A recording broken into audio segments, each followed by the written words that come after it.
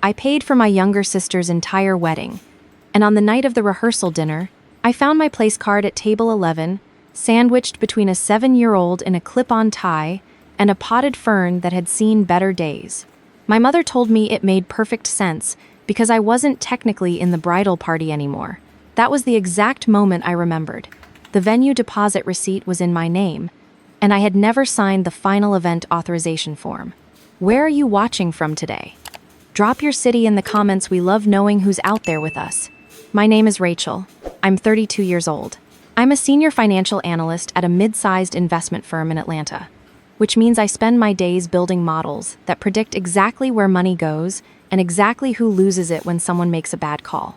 The irony of what happened to me is not lost on me. I see it clearly now. I should have seen it years earlier. But sometimes the numbers you're closest to are the ones you refuse to run. My sister Brittany is 5 years younger than me and has been the sun around which our family orbits for as long as I can remember. Not because she demanded it, or at least, not consciously. She was just born with the kind of warmth that made people lean in. She laughed loudly. She cried at commercials. She remembered everyone's birthdays. My mother, Sandra, used to say Brittany was the heart of the family. The implication, which I understood even as a child, was that I was something more functional. The liver, maybe. Something necessary, but not particularly beloved. I was the one who got the scholarship. I was the one who left home at 18 and came back only with checks. I was the one who set up the joint emergency account with my father after his first cardiac scare 3 years ago, depositing $500 into it every single month without missing one. When Brittany got engaged to Marcus last spring, I was the first person she called. I cried happy tears. I meant them completely. Marcus was steady and kind and looked at my sister like she was something rare. I told her I wanted to help. I told her I wanted to make it beautiful. I should have defined what I meant by help. Within a week, I had become the de facto wedding planner, primary financier, and logistical backbone of an event for 220 guests at the Whitmore Estate in Buckhead. The venue deposit of $3,500 went on my card. The catering down payment, $6,200, came from my savings. The florist retainer, the lighting rental, the custom invitation suite. All told, I put up just over $14,000 across 4 months, with the understanding that my parents would cover the remaining costs from the wedding gift fund my aunt and uncle had quietly started for Brittany years ago. I was also, for those 4 months, the maid of honor. I used the past tense deliberately. 6 weeks before the wedding, Brittany called me on a Tuesday evening. I remember because I was eating leftover pasta standing over my kitchen sink, still in my work blazer, and I almost didn't pick up. She started with how much she loved me. That's never a good sign. She said that Kayla, her college roommate, a woman who had been largely absent from Brittany's life for the better part of 3 years, had been going through a really hard time since her divorce, and Brittany felt like being in the wedding would really help Kayla heal. She said it so gently. She said she hoped I would understand. I asked where that left me. There was a pause, a careful, pre-rehearsed pause. She said I could still be a part of the day. I could sit with the family. I could be a guest. A guest! At the wedding, I had built from a spreadsheet upward. I said okay. I said I understood. I said all the right things while my pasta went cold and something in my chest went quiet and hollow. I had said okay to this family so many times that it had become a reflex, like pulling your hand back from a hot stove, except I had somehow trained myself to leave my hand exactly where it was. I told myself it was fine. I told myself what mattered was that my sister was happy. I threw myself into the final logistics with the same focus I gave to quarterly reports. I confirmed vendors. I chased the caterer about the dietary restrictions Marcus's mother, Diane, had sent over in a 4-page document with color-coded tabs. I coordinated the shuttle schedule between the hotel and the estate. I did all of this while Kayla was photographed at the bridal shower wearing the sash that should have been mine. 2 nights before the wedding, we held the rehearsal dinner at a private room in a restaurant downtown. My mother had reserved it. My father had told me the dress code was cocktail. So I wore a green silk wrap dress I had bought specifically for the occasion and arrived at 7 on the dot. The room was warm and loud, with the kind of easy laughter that fills spaces when people feel seen. Marcus's family had flown in from Dallas, his parents, two brothers, a grandmother with spectacular silver hair, and an opinion about everything. They were generous people. Open.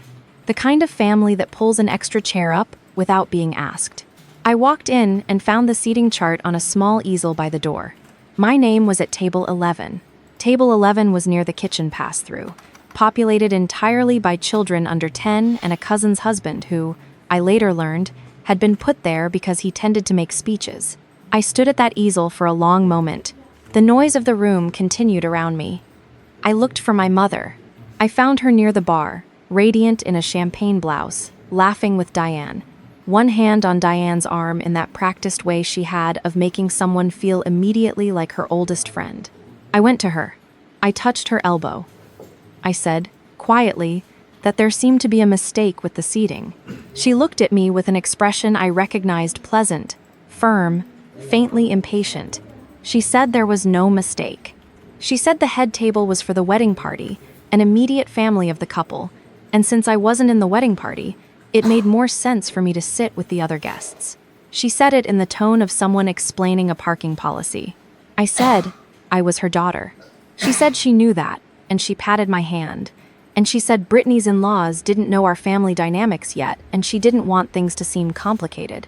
She said the word complicated the way people use it when they mean inconvenient. She said, sweetheart, it's just a table. You'll be fine over there. Just a table. I looked past her. I looked at the head table. Brittany was there, glowing, Marcus's arm around her shoulders. Kayla was there, laughing at something one of Marcus's brothers had said. My father, Frank, was there, wearing the tie I had bought him for Christmas. He caught my eye. He gave me a small, apologetic shrug and looked away. I walked to table 11. I sat down. A 7-year-old immediately asked me if I liked dinosaurs. I said yes. He began describing the dietary habits of the Spinosaurus in considerable detail, and I let him talk, because the alternative was sitting in silence with the full weight of what had just happened, settling across my shoulders. I ate my dinner. I smiled when the toasts were made. I applauded. When the evening ended, I hugged my sister, and she said she was so happy I was there and so grateful for everything. And I said, of course, and I meant it, and didn't mean it at the same time, in the way you can only do with people you love and are exhausted by in equal measure. I drove home. I sat in my parked car for a while without going inside. The clarity that came wasn't angry. It was just clear, the way a window gets after rain. I had spent 4 months and $14,000 building a day I had been quietly ushered to the back of. I had stepped out of the role of honor and been replaced without so much as a real conversation. I had been managed, not consulted. Thanked, not included. I thought about the venue authorization form, sitting in my email drafts. I had been meaning to sign it all week. The final event released the form the Whitmore estate required from the primary deposit holder, confirming all arrangements were approved, and authorizing the final balance charge to the secondary card on file. Without my signature, the venue could not process the final payment. Without the final payment, confirmed 72 hours before the event, the booking was technically provisional. I had not signed it. I went inside. I opened my laptop. I did not sign it. Instead, I opened my bank's portal to check the emergency account. The joint account I held with my father, the one I had been building quietly for 3 years, for the exact kind of crisis that never came. The balance that should have been $16,000, give or take. The balance was $412. I made a sound I don't have a word for. Not a gasp. Something smaller and more final, like the sound a door makes when it closes all the way. I clicked into the transaction history. The withdrawals had happened over 6 weeks.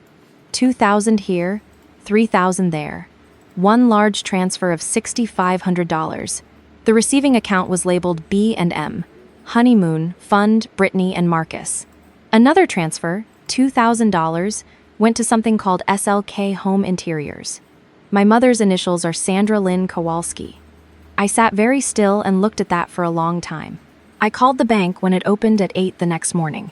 I explained that I was the joint account holder and that I had not authorized the withdrawals.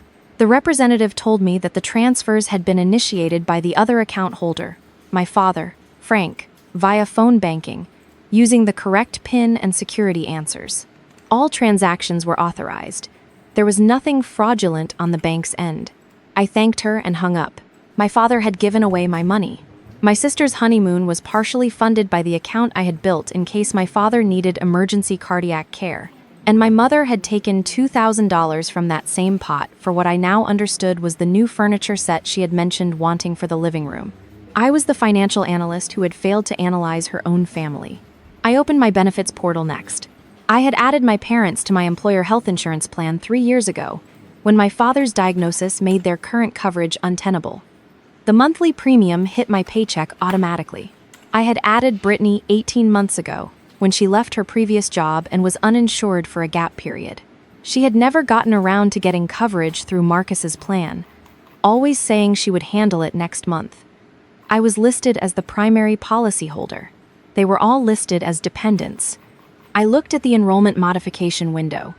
Open enrollment wasn't for another 2 months, but there was a qualifying life event exception. Marriage counted as a qualifying event. Brittany would be legally married in 31 hours. The day of a wedding, when it is your sister's and you have put $14,000 toward it, should feel like something. It should feel significant in the particular way that milestones feel significant. Not perfect, maybe, but weighted with meaning. I woke up that morning and lay in bed for a moment, looking at the ceiling, and what I felt was very calm and very awake in a way I hadn't been in years. My phone had 17 messages, vendors confirming, my mother asking where the card for the catering final balance was, Brittany saying she was nervous and she loved me, Kayla posting a reel of getting ready that had already gotten 400 likes. The bridal brunch was at 10 at my parents' house, where the women of both families gathered for mimosas and eggs while the venue was being set up. Aunts, cousins, old family friends, my Aunt Carol and my Aunt Deborah, my mother's sisters, who had known me since I was born. Marcus's grandmother, Eleanor, who I had grown fond of over the planning months.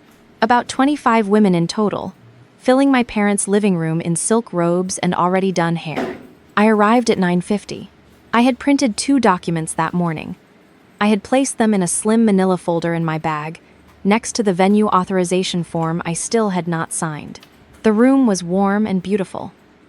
My mother moved through it like a hostess in a movie, refilling glasses, laughing easily. When she saw me, she smiled and said how lovely I looked, and I said thank you and meant it less than I ever had. At 10:15, as everyone settled with their plates, my mother raised her glass to make a small toast to Brittany. She talked about the joy of watching her youngest daughter grow into the woman she was, about the love Marcus brought to the family, about how proud she was. She cried a little. Brittany cried. There was applause. Then my mother looked at me. She said she also wanted to thank Rachel for all her help with the logistics these past few months. She said it the way you thank a caterer. She said it with a pleasant smile and moved on before I could respond. Aunt Carol glanced at me. Eleanor, across the room, watched me with an expression I couldn't read. I set down my mimosa. I said I appreciated that. I said I actually had a few things to share before everyone left to get ready for the ceremony. I said it quietly and pleasantly, the way you say things when you are not going to be loud, but you are going to be heard. My mother's smile did not change, but her eyes did. I reached into my bag. I put the first printed sheet on the coffee table in front of me. I said, "This is the transaction history from the joint emergency account my father and I opened together 3 years ago." I said there should be close to $16,000 in it. I said there is currently $412.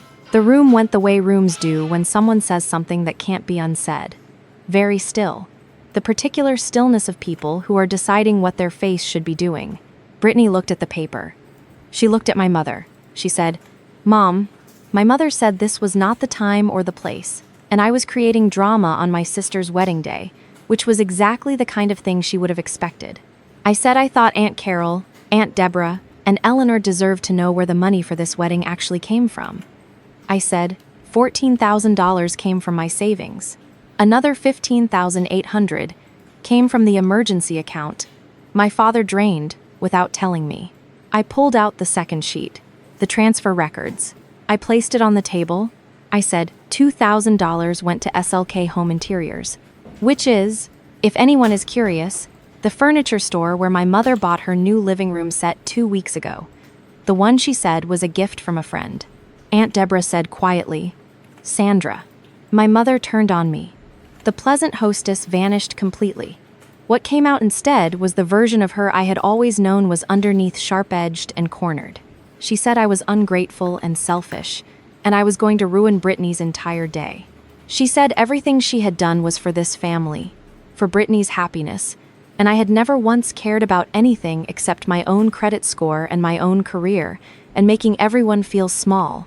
I looked at her. I said, "I have paid for this family's comfort for years. I paid for Dad's cardiology follow-ups. I paid for your car insurance when the rate went up. I have had all 3 of you on my health insurance for a combined 37 months. And I want you to know that as of this morning, I submitted a qualifying life event modification to my benefits provider. Brittany's marriage is a qualifying event. I've removed her from my plan. The change is effective in 30 days. Brittany's face went white. I looked at my mother. I said, "I also removed you and Dad from the plan. You have 30 days of coverage remaining." I said I would be happy to send both of them information about marketplace options. My father had come in from the kitchen at some point during this. I don't know how long he had been standing in the doorway. He was holding a dish towel, and he looked exactly the way I remembered him looking when I was 8 years old and had broken a lamp, not angry, just collapsed into himself. My mother looked at him. She said, "Frank, tell her. Tell her she is being absurd. Tell her she's overreacting." My father looked at the floor. He looked at me. He said quietly that he had taken the money. The room absorbed this. He said he had taken it because my mother told him Brittany needed it. He said my mother had told him there was no other way to afford the wedding they had promised Brittany. He said he knew it was wrong, and he had been sick about it for weeks. He said he was sorry. My mother said, "Frank, that is not." He said he was sorry to me. He said it again, directly, looking at me with something broken and honest in his face. He said he was sorry he had let it happen, and he was sorry he hadn't stopped it. My mother started to say something about loyalty and family, and how could he do this to her on Brittany's wedding day? He said her name once, flat and tired. He said he had been doing things to other people on her behalf for 30 years, and he was done explaining it. Eleanor, Marcus's grandmother, stood up. She was a small woman in a rose-colored blazer, and she had the unhurried authority of someone who had outlived every storm she'd ever stood in. She looked at my mother and said she thought everyone needed some air, and perhaps they should all go freshen up for the ceremony. She said it firmly enough that people began to move. She walked past my mother without acknowledging her. She stopped next to me. She put her hand briefly on mine and said quietly that Marcus was lucky to be marrying into a family with someone like me in it. She said it matter-of-factly, the way you state a thing you simply know to be true. Then she moved on. The room cleared slowly. Brittany was the last one left besides me and my mother and my father. She stood in the middle of the living room with her robe half off and her eyes very bright, and she looked at me, and for a long moment neither of us said anything. She said she hadn't known about the account. I looked at her. I believed her, and I didn't entirely believe her. And I understood that both things could be true simultaneously. That she said she was sorry. She said she should have insisted I stay as her maid of honor, and she had let our mother talk her out of it, and she had known it was wrong even when she did it. I said, "I know." She asked if I was still going to come to the wedding. I looked at her, at my little sister in the robe with the clip-in extensions she'd had done for $300, at the person I had cried happy tears for on the phone 5 months ago, at someone I had spent my entire adult life making room for, even when there was no room left for me. I said yes. I said I would be there. Then I took the venue authorization form out of my bag. I signed it and handed it to her. I said she should get it to the coordinator before 11. She took it. She looked at it. She said my name very softly. I said, "Go get married, Brittany." The ceremony was held at 4 o'clock. The Whitmore estate looked exactly the way I had planned it to look.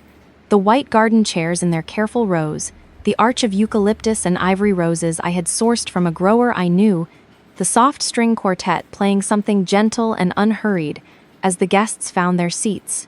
It was genuinely beautiful. I had made something beautiful and it hurt, and I was proud at the same time, two things coexisting in the same chest without canceling each other out. I sat in the third row. Not the back. Not table 11. Aunt Carol had saved me a seat without being asked. She simply moved her bag and said, "Here, sweetheart." And that was the whole conversation. Brittany walked down the aisle on my father's arm. He looked at her the way fathers are supposed to look. When he passed my row, he looked at me too, and his expression was something I didn't have a name for. Not pride, not quite remorse, something older and more complicated than either. I gave him a small nod, and he gave me one back. The vows were simple and real. Marcus cried a little when he said his. Brittany laughed when she cried. Eleanor applauded too early and started a wave of laughter through the crowd, and somehow that was the perfect thing. 3 weeks after the wedding, my father called me. He asked if he could come over. I said yes. He showed up on a Sunday afternoon with a container of my grandmother's lemon cake, which was the family gesture for "I am trying," and we sat at my kitchen table without saying much for a while. He told me he had opened a separate savings account in his name only and had set up an automatic transfer. He showed me the bank app on his phone, which he still held at arm's length to read. The first transfer was $200. He said he understood it would take a long time. He said he wasn't going to ask me to act like it hadn't happened. I appreciated that more than the $200. I asked him what was happening at home. He was quiet for a moment, and then he said, "Your mother and I are figuring some things out." He said it in the way people say things when they mean the opposite of fine, but they are not ready to say the real word yet. I didn't push. I cut the lemon cake and put a piece on a plate in front of him. He asked about work. I told him about a project I was running, a restructuring model for a client in Nashville, and he listened in the way he used to listen when I was in high school and explaining things he didn't entirely understand, but wanted to understand because I was explaining them. That hadn't changed. Whatever else had broken or bent between us, that part of him was intact. He left after an hour. At the door, he said, "I know I let her run things for a long time because it was easier than the alternative. I know that cost you." He said it the way you say a thing you have practiced, but practiced because you mean it. I said, "I know." I did not say it's okay. We both understood why. My mother sent me a text 9 days after the wedding. It said she hoped I was happy with myself and that I had always had a way of making things about me. I read it, and then I set my phone face down on my desk and went back to the spreadsheet I was working on. I did not respond. Not out of cruelty. Out of the simple understanding that there was nothing left in that direction worth walking toward. Brittany called me every few weeks. The calls were awkward in the way that honest things often are when you're rebuilding them from scratch. She talked about Marcus and about the apartment they were furnishing, and about a trip they were planning. She asked about my life with the careful attention of someone who has realized, maybe later than she should have, that I had one. We did not talk about what happened directly. Not yet. That conversation was still forming somewhere in the distance, and I was willing to wait for it as long as she was willing to have it eventually. I went for a run one morning in late October, the air sharp enough to make my lungs work for it, and I ran a route I had been running for 3 years, past the same coffee shop and the same park, and the same row of maples that went gold at the exact same time every year. Everything was where it had always been. The difference was small and internal and enormous. I was not the emergency fund. I was not the logistics coordinator. I was not the person who ate at table 11 and smiled and said, of course, whatever you need." I was just running, my own pace, my own route, breathing in the cold air and putting it back out, steady and uncomplicated, belonging entirely to myself. That was enough. For the first time in a long time, it was more than enough.